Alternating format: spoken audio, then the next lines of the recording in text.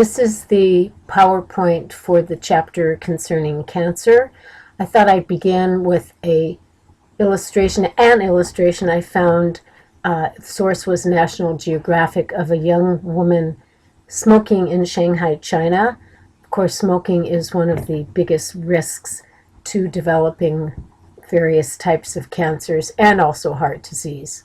Notice that the world's largest producer and consumer of tobacco is the country of China, and they have a huge cancer epidemic there. Of course, they also have a great deal of air pollution. We'll talk a little bit more about that later. All right, there are some useful definitions and information regarding cancer, and this first website here is some basic cancer terms, and below at this next website is some information from the National Cancer Institute. So please take a look at these. Many of these definitions are in your textbook, and I think that these are good resources. Again, if the link is not active for you, then just highlight and right click. And probably your best source of these is not from my narrated PowerPoints, but in the PowerPoint that is non-narrated. Then you can go back at your leisure, if you have any of that, and click on these and read and get some supplemental information. Here are some more definitions. Neo and plasm literally mean new growth. And a neoplasm or tumor is not known to serve any useful purpose. It's uncontrolled and progressive. If it is benign, it is localized and rarely fatal, although it can cause some damage to organs. Malignant is invasive and grows rapidly. Metastasis literally means a different place. Cells move from one place to another and therefore spread the disease. The etiology of cancer includes some complex alterations in our genetic material, and also another topic is epigenetics, the control of the genetic material by other factors, proteins called histones, which may be affected by pollutants. Cancer is very complicated, and we certainly don't know, nor do I expect you to know, all there is to know. So we're just going to cover some basic information, definitions, and as we move through the course and through the various body systems, we will go into a little bit more detail about various cancers of various specific body systems. Carcinogens are any substance that can cause or promote cancer. Your age and your genetics will also influence whether or not you get cancer. A compromised immune system can also be a factor. Body weight and diet. We'll look a bit at these a little bit later on in this program.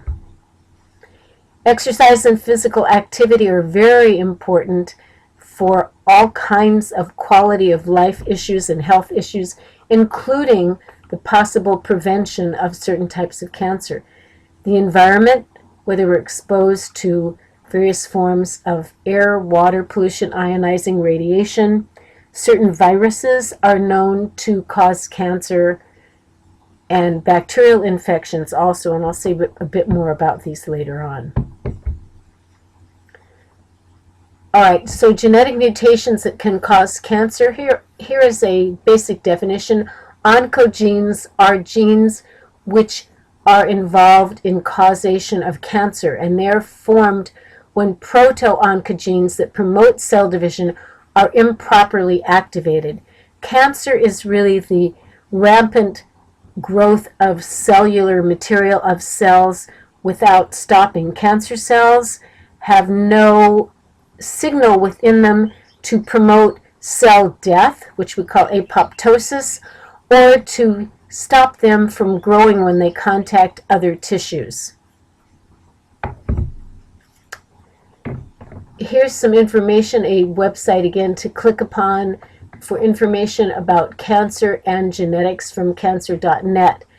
And I wanted to note and this is a quote from actually a company that is involved in producing medicines, pharmaceuticals that treat or reverse some of the cancer disease. There is nothing really that, quote, cures cancer, but certainly can put cancer in remission in some cases. Approximately 7% of breast cancer, for example, cases are caused by mutations in what we call the BRCA1 and BRCA2 genes. People who carry the mutation in either of these genes have a condition called hereditary breast and ovarian cancer syndrome. They have up to 87% risk of developing breast cancer by the age of 70. In addition, mutation carriers who have already been diagnosed with cancer have a significantly increased risk of developing a second cancer in the future. But the interesting thing I think here is that 7%, only 7%, of breast cancers are caused by genetic factors. We have another 93% to look at. You may recall that Angelina Jolie had, let's say, prophylactic mammograms and then reconstructive surgery because she does carry these genes which do increase, in her case, increase her risk. But in the overall population, only 7% of cancers, of breast cancer, are caused by mutation. 93% are caused by other factors, which may have to do with lifestyle, environment, so forth. Here is a site with information on known carcinogens. It's a very long, exhaustive, well, not quite exhaustive, but a long list of possible chemicals and so forth that can cause cancer. I want you to think about how well these are tested and tested for. Many of us carry an environmental load, and I will have some information. I do have some information during this week, during this unit, about cancer and the environment and cancer and diet. Here's a bit about the relationship between the immune system and cancer. This is from NCI, the National Cancer Institute, showing you how immune cells, the healthy immune system, may be involved in helping to survey the body and prevent some cancers from developing. Let's see. So, excuse me, I need to go this way. I just went the wrong way. This is a quote from NCI. When normal cells turn into cancer cells, some of the antigens on their surface change. These shed antigens prompt action from immune defenders. So this is a case where immune surveillance may prevent the development of some cancers, but tumors may develop when this immune surveillance breaks down or is overwhelmed. So a healthy immune system is important for hopefully suppressing cancer in many cases before it begins. Also, the immune system is involved in immunotherapy, and this is also some information from NCI. And it says, as you may see, when coupled with natural toxin, drugs, or radioactive substances, certain antibodies seek out their target cancer. So antibodies are being designed to help to target specific cancers. The next page illustrates that a bit. Again, this is to give you an overview of some of the potentials for both cause and hopefully prevention of cancer for you to think about. So this shows you some immunotherapy where an antigen called Herceptin has been actually manufactured, and it will block the growth factor that promotes the growth of a breast cancer cell. So that's it in brief of what the idea of these specially designed immune drugs are, to prevent or slow the growth of cancer. Another approach using the immune system takes advantage of the normal, what we call a dendritic cell, which presents the antigen. And here's a little illustration. Again, this is just for an overview. I don't expect you to really memorize or remember, but just some interesting ideas here and interesting therapies that you will want to think about and have in your let's say, bag of tools for reference when you are out in the world as a practitioner. Body weight and cancer. There are known risks for increased body weight. So here is a fact sheet. Please take a look at this regarding obesity and cancer risk. And here's a link that you can calculate your own BMI, your own body mass index, and also gives some more information about the risks of high body mass index and the limitations of how this tool can be used. Diet and cancer. We know that eating a diet high in processed foods, cured meats, red meat, a diet high in saturated fat and low in fresh vegetables are risk factors for developing cancer. So here are some guidelines, both for showing you what to avoid and guidelines for what is a healthful diet. Basically, many fresh fruits and vegetables, whole grains, limited fat, limited, if any, alcohol, of course, no tobacco, and so forth. Exercise. Note that exercise is indicated as reducing risk factors in many types of cancer and also cardiovascular and other diseases. So here is some information regarding exercise and cancer. Please take a look at this link, and hopefully you are engaged yourself in some healthful behaviors, including regular exercise. Here's a link to information explaining possible connections between bacteria and some types of cancers and viruses and some types of cancer. It is known that the stomach bacterium, Helicobacter pylori, which also causes ulcers, also is involved in increased risk of stomach cancer.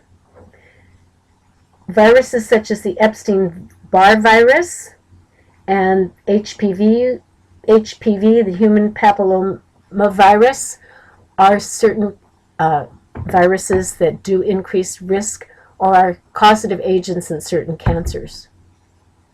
Cancer can be classified. Here are some definitions of what is a carcinoma, a sarcoma, and various cancers of the blood and lymph. These are illustrated in your textbook as well. And take a look at how cancer is graded and staged. Here is some information from NCI regarding staging and grading of cancer. And your textbook also does a good job in talking about these. Certain treatments. There are some that are supposed to be curative, palliative, just for comfort, and preventive. We've talked about some of those.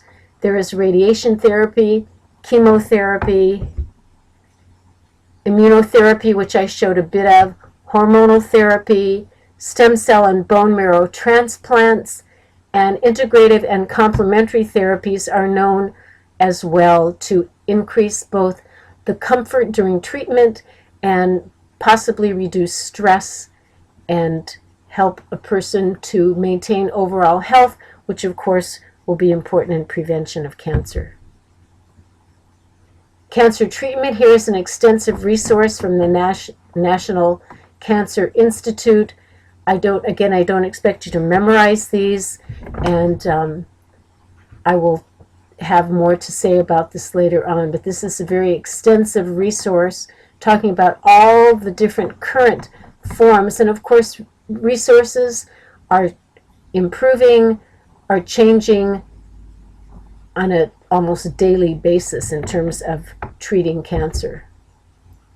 Preventing cancer, we've talked about this a bit. Exercise regularly, get vaccinated, avoid risky behaviors, and again, here is the resource from NCI, which talks a bit more about these ways to prevent your risk. All right, so this is a huge topic, and as I mentioned, we will be getting back to it. Be sure to contact me as soon as you can with any questions, and I look forward to seeing you soon. And this PowerPoint narration is now finished.